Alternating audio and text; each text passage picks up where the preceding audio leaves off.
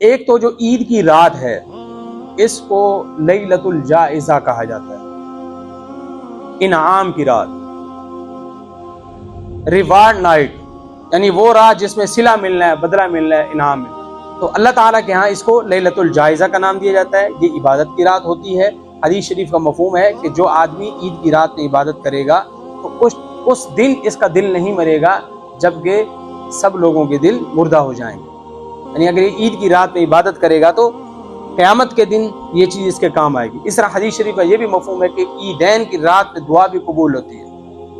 ہمارے ہاں یہ غفلت ہے کہ جیسے ہی چاند نظر آیا تو سارے اوٹ پٹانگ کام شروع ہو گئے، حتیٰ کہ جو معتکف بھی اعتکاف بیٹھا تھا وہ اعتکاف سے اٹھا اور پھر اس نے اس بات کا کوئی لحاظ نہیں کیا کہ یہ گناہ کی چیز ہے، یہ ثواب کی چیز ہے، اللہ اس سے راضی ہوتے ہیں، میں ان 10 دنوں میں کیا اللہ سے عہد کر کے آیا۔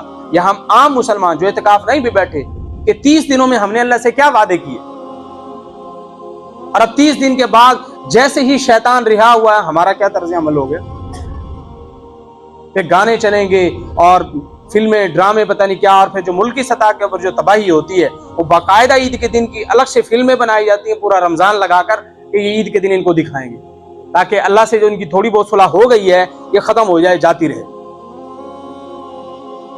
تو ہم نے عزم کرنا ہے کہ جن گناہوں کو ہم نے رمضان میں چھوڑ دیا اب ان کو تاحیات نہیں کریں گے، اللہ سے دعائیں کریں یا اللہ جس طرح آپ نے ہمیں رمضان میں بچایا ہے رمضان کے بعد ان گناہوں سے بچا لیجئے، ہم کمزور ہیں، ہمیں توفیق عطا فرمائے، اللہ سے دعائیں مانگے۔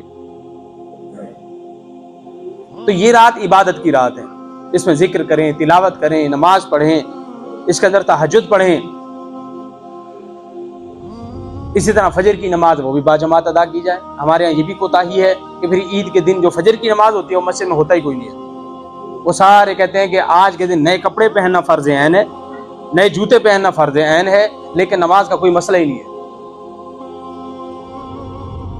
حدیث شریف کا مفہوم ہے کہ من ترک الصلاۃ متعمدا فقد کفر، جس نے جان بوجھ کے نماز چھوڑی وہ تو کافر ہے۔ تو اس لیے ہم اس رات بھی خوب عبادت کریں، اللہ کو یاد کریں، گناہوں سے بچیں۔ دیکھیں جس طرح رمضان کے اندر ہم گناہوں سے بچ جاتے ہیں اور یہ مہینہ گزر ہی جاتا ہے، ایسے ہی یہ زندگی بھی گزر ہی جائے گی، کوئی مسئلہ نہیں، نفس کی خواہش پوری نہیں ہوگی، چسکا وہ جو ایک لگا ہوا تھا وہ ادھورا رہ جائے گا، کوئی مسئلہ نہیں ہے، جنت میں ساری چیزیں حلال ہو جائیں گی، جو جی چاہے گا سب کچھ ملے گا۔ آج بھی بس یہ تھوڑا سا صبر کر لے کہ وہ تھوڑے سے دن ہے، یہ میری خواہش ہے، میں جنت میں جا کے اپنی ہر ساری خواہشیں پوری کروں گا، بس تھوڑے سے دن ہے، اللہ کو راضی کرنے والی بات۔ اور پھر عید کے دن یہ ہے کہ غسل کرنا، جو میسر کپڑے ہوں صاف ستھرے دھلے ہوئے پاکیزہ ہونے چاہیے، صاف ستھرے ہونے چاہیے، نئے ہیں تو نئے پہنے، اور اگر نئے نہیں بھی ہیں تو کوئی حرج نہیں ہے، عمدہ لباس صاف ستھرا ہونا چاہیے وہ پہنے، اسی طرح مسواک کرے، خوشبو لگائے، غسل کرے اور پیدل عیدگاہ کی طرف جائے۔ افضل یہ ہے کہ شہر سے باہر نکل کر عید پڑھی جائے، مسجد سے ہٹ کر کسی میدان میں عید پڑھی جائے، افضل یہی ہے، لیکن اگر کوئی مسجد میں پڑھ لیتا ہے یہ بھی جائز ہے۔ جاتے ہوئے الگ راستہ اختیار کرنا، آتے ہوئے الگ راستہ اختیار کرنا، اور جانے سے پہلے کوئی میٹھی چیز استعمال کر لینا، کھجور کھا لینا، یہ مستحب عمل ہے۔ اور جاتے ہوئے تکبیرات کہنا اور آہستہ تکبیرات کہنا، اللہ اکبر لا الہ الا اللہ اللہ اکبر وللہ الحمد۔ اور عید کے بعد مل لینے میں بھی کوئی حرج نہیں ہے۔ صحابہ کرام جب آپس میں ملا کرتے تھے تو یوں کہا کرتے تھے، تقبل اللہ منا ومنکم صالح الاعمال، اللہ تمہارے ہماری نیکیاں قبول فرمائے، عبادات قبول فرمائے، روزے تراویح قبول فرمائے۔ تو ایک دوسرے کو دعا دیا کرتے تھے۔ اگر کوئی آدمی ویسے ہی محبت کے اندر مل لیتا ہے تو کوئی حرج نہیں ہے، ورنہ کوئی سنت فرض واجب نہیں ہے۔ اگر کوئی اس کو سنت سمجھ کے کام کرے گا تو پھر یہ بدعت بن جائے گی، اس لیے بعض علماء روکتے بھی ہیں کہ یہ کام نہیں کرنا چاہیے۔ ورنہ اگر ویسے ہی کوئی خوشی کا اظہار کرتا ہے، گلے مل لیتا ہے اور یہ دعا کہہ لیتا ہے، تو یہ دعا تو ویسے ہی صحابہ کرام سے ثابت بھی ہے یہ طرز عمل، تو ایک دوسرے کو مبارکباد بھی دی جا سکتی ہے۔ تو یہ مبارکباد دینا بھی کوئی فرض عین نہیں ہے، سنت واجب مستحب نہیں ہے، ٹھیک ہے، یہ ایک دعا ہے، جیسے بندہ برکت کی کسی کو بھی کسی وقت دعا دے سکتا ہے، تو یہ بھی مبارک گھڑی ہوتی ہے، تو اس میں بھی دعا دی جا سکتی ہے۔ اسی طرح عید کے دن فجر کی نماز سے لے کر جب یعنی سحری کا وقت ختم ہوا، تہجد کا ٹائم ختم ہوا، اس وقت سے لے کر اور عید کی نماز پڑھنے تک نہ گھر میں نفل پڑھنا جائز ہے، نہ مسجد میں نفل پڑھنا جائز ہے۔ البتہ عید کی نماز جب پڑھ لی تو گھر جا کے نفل پڑھ سکتا ہے. اور اسی طرح عید کی نماز کا جو خطبہ ہے یہ سنت ہے، اور جمعے کا جو خطبہ ہے یہ فرض اور شرط ہے. خطبہ کوئی بھی ہو، نکاح کا ہو، عیدین کا ہو، جمعے کا ہو، اس خطبے کو سننا واجب ہے خاموشی کے ساتھ. اس کے دوران بولنا جائز نہیں ہے، حتیٰ کہ اس دوران چندہ کرنا بھی جائز نہیں ہے. کہ جس وقت عربی والا خطبہ ہو رہا ہو تو اس وقت خاموشی سے اس خطبے کو سننا واجب ہے. حتیٰ کہ نبی کریم صلی اللہ علیہ وسلم ارشاد فرمایا کہ اذا قلت لصاحبک یوم الجمعۃ انصت والامام یخطب فقد لغوت، کہ جب امام خطبہ دے رہا تھا تم نے اپنے ساتھی کو کہا چپ کر جاؤ، تو تم نے یہ بھی فضول حرکت کی. اس دوران کسی قسم کی تسبیح پڑھنا، ذکر کرنا، تلاوت کرنا کچھ جائز نہیں ہے. اب کوئی عقل پرست کہہ سکتا ہے لو یہ کیا بات ہے، کہتے قرآن پڑھنا جائز، مولوی خطبہ دے رہا ہے تو ہم قرآن بھی نہ پڑھیں، ذکر بھی نہ کریں، استغفار بھی نہ کریں. دین خواہشات پوری کرنے کا نام نہیں ہے، دین اتباع کا نام. میری من پسند کام عمل پورا نہیں ہو رہا، اس کی کوئی حیثیت نہیں ہے. اگر میں اللہ اور اس کے رسول کی اتباع کر رہا ہوں، اصل چیز یہ ہے.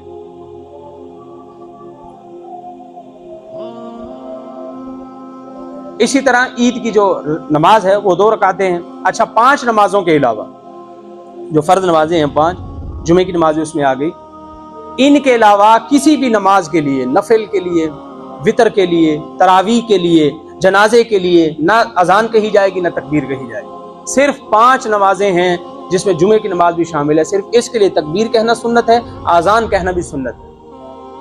لہذا معلوم ہوا کہ عیدین کی جب نماز پڑھی جائے گی تو اس میں نہ تکبیر کہی جائے گی نہ اذان کہی جائے گی. پھر اس میں 6 زائد تکبیریں بھی ہوتی ہیں. یہ چونکہ اگر رکعت چھوٹ جائے تو تھوڑا مسئلہ پیچیدہ ہے، یہ اس لیے بتانا یہاں ضروری ہے کیونکہ عید کے دن تو بندہ عید کا طریقہ بتا دیتا ہے، وقت کم ہوتا ہے، تو یہ ساری تفصیل بتائی نہیں جا سکتی اس وقت، یہ اس لیے ابھی بتائی جا رہی ہے. اس کا طریقہ تو یہ ہے کہ سب سے پہلے آدمی ثنا پڑھے گا اور امام اس کے بعد تعوذ، ثنا پڑھنے کے بعد 3 زائد تکبیریں کہے گا. تینوں تکبیروں کے اندر ہاتھ اٹھائے گا، مقتدی بھی ہاتھ اٹھائیں گے، اللہ اکبر کہیں گے، پھر ہاتھ چھوڑ دیں گے. پہلی تکبیر میں ہاتھ چھوڑ دے گا اللہ اکبر کہہ کے، دوسری میں بھی چھوڑ دیں گے، تیسری میں ہاتھ باندھ لیں گے. ہر 2 تکبیر کے درمیان افضل اور مستحب یہ ہے کہ 3 مرتبہ سبحان اللہ کی مقدار وقفہ ہونا چاہیے. ایک بار تکبیر کہہ دی، پھر کم از کم 3 مرتبہ جتنی دیر ہم سبحان اللہ کہیں گے اتنی دیر اگلی تکبیر نہ کہی جائے. لیکن اگر کوئی فوراً بھی کہہ لے تو جائز ہے. افضل اور مستحب یہ ہے کہ اتنا وقفہ 2 تکبیروں کے درمیان ہونا چاہیے. 3 تکبیریں کہہ کے تیسری ہاتھ باندھے گا، آگے 1 رکعت پوری ہوگی. دوسری آگے، دوسری کے اندر رکوع میں جانے سے پہلے جب سورت کی تلاوت کر لیں گے تو اس وقت 3 زائد تکبیریں کہی جائیں گی. تینوں مرتبہ ہاتھ اٹھائیں گے، امام بھی مقتدی بھی اللہ اکبر کہیں گے، تینوں مرتبہ ہاتھ چھوڑ دیں گے، چوتھی مرتبہ تکبیر کہہ کے رکوع میں چلے جائیں. یہ تو نماز کا طریقہ ہے جو 2 رکعتیں پڑھیں گے ان کے لیے. اگر کوئی بندہ 1 رکعت رہ جاتا ہے یا مثلاً وہ اس حال میں پہنچا کہ امام پہلی رکعت پڑھا رہا تھا اور امام پہلی رکعت کے رکوع میں پہنچ گیا، اب اس کی 3 تکبیریں رہ گئی ہیں، اب یہ کیا کرے گا؟ فقہائے کرام فرماتے ہیں کہ یہ اس وقت یہ دیکھے کہ اگر امام ابھی تھوڑی سی دیر ٹھہرے گا، یعنی مسجد میں داخل ہوا، امام اس وقت فوراً ہی رکوع میں گیا ہے، ظاہر ہے امام آہستہ کہتا ہے 3 مرتبہ تسبیح یا 5 مرتبہ بعض اوقات پڑھی جاتی ہے تو تب بھی آہستہ پڑھی جاتی ہے. تو اب یہ خود اندازہ کر لے کہ اگر میں اللہ اکبر تکبیر تحریمہ کہہ کر کھڑے جلدی 3 مرتبہ تکبیر کہہ کر رکوع میں شامل ہو سکتا ہوں، تو پھر یہ تکبیر تحریمہ کہہ لے اللہ اکبر اور پھر جلدی 3 مرتبہ تکبیریں کہہ لے اللہ اکبر اللہ اکبر اللہ اکبر تکبیریں کہہ کے 3 مرتبہ اسی طریقے سے ہاتھ چھوڑے اور پھر فوراً رکوع میں چلا جائے. اب اس کی وہ 3 تکبیریں ادا ہو گئی. اور اگر یہ سوچتا ہے کہ نہیں اگر میں نے 3 تکبیریں کھڑے ہو کر کہیں تو میرا رکوع نکل جائے گا، رکعت گئی، تو پھر یہ اللہ اکبر کہہ کے رکوع میں چلا جائے، رکوع میں ہی بغیر ہاتھ اٹھائے 3 مرتبہ اللہ اکبر اللہ اکبر اللہ اکبر. اور اگر رکوع میں ہی یہ 3 تکبیریں نہ کہہ سکا، امام پہلے ہی اٹھ گیا، تو پھر یہ 3 تکبیریں معاف ہیں. 1 رکعت اگر یہ دوسری رکعت کے اندر شامل ہوا، امام دوسری رکعت کے رکوع میں چلا گیا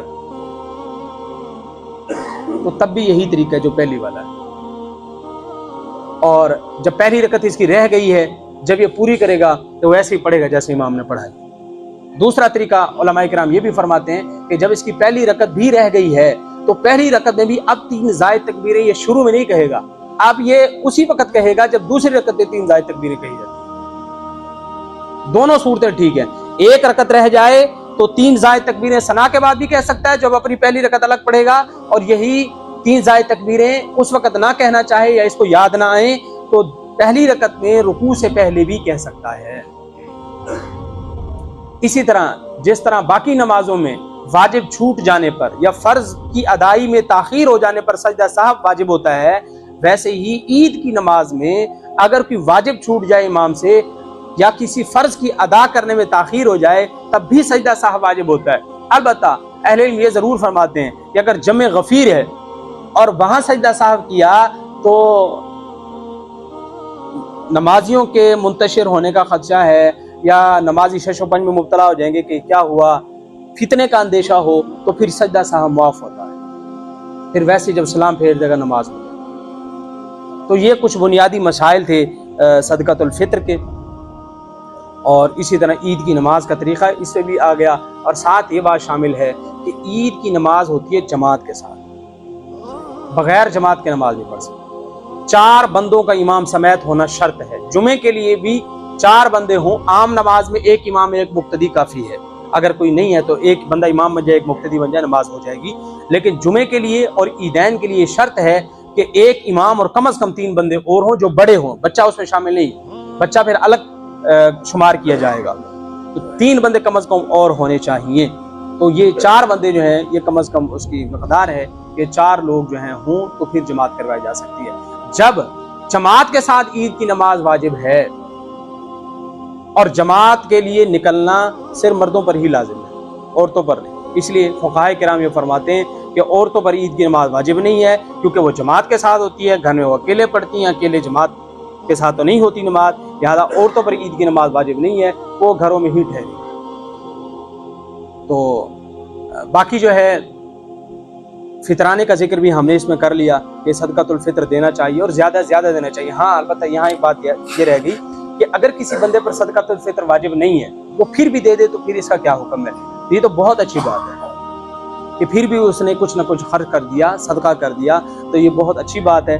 और दूसरा इसका तरीका वही है जो ज़कात का है कि शरीयत ये कहती है सबसे पहले अपने रिश्तेदारों को देखो, उनको दो, फिर हमसाए हैं दूसरे जो गैर रिश्तेदार हैं उनको भी दी जा सकती है। और अगर कोई बंदा सबको ही दे देता है, इस बात का हिसाब नहीं रखता कि मेरा तो फितराना इतना बनता था ज़्यादा दे दिया, तो ये भी अच्छी बात है।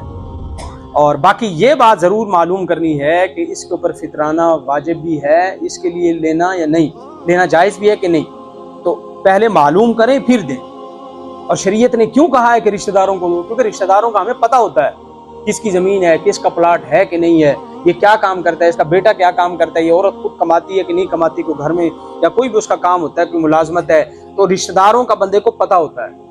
मुझे नहीं पता तो मेरे भाई को पता होगा, मेरे अब्बा जी को पता होगा, मेरी वालिदा को पता होगा। तो रिश्तेदारों में इसलिए कहा है कि तुम बाहर किसी को देगा तुम्हें पता ही नहीं चलेगा फर्ज थी कि नहीं थी, तुम्हारी अदाई नहीं होगी ज़कात पे। रिश्तेदारों को दो ताकि तुम्हें पता चले कि अच्छा वाकई इसके ऊपर इसको फितराना भी लगता है, इसको ज़कात भी लगती है और इसको जो है दूसरे सदक़ात वाजिबा भी लगते हैं।